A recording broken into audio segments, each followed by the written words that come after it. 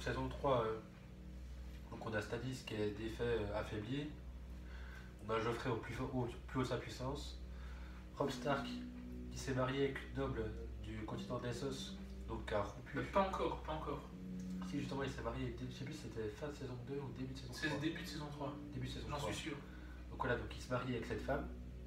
Donc il rompt son serment envers Avec les les marines. Oui, Ouais, les Frey. les Frey, excusez-moi. Je me Avec mélange un les peu. Frey. Et on a Théon qui a été capturé par les Bolton, donc une famille puissante du Nord, donc normalement sous les ordres de Robb Stark. Et voilà, donc il est la devise, enfin l'emblème des Bolton, c'est un écorché. Donc pendant toute la saison, Théon est attaché en croix et subit les pires sévices, Les pires tortures. les pires tortures, donc l'écorchement. Ramsay Bolton qui est un personnage complètement psychopathe. Et franchement, Et on déteste Joffrey, mais Ah, je crois ouais. qu'on déteste encore plus Ramsay. On déteste Ramsay, sauf qu'on ne sait pas tout de suite qui est Ramsay en fait, on le découvre à la fin de la saison 3.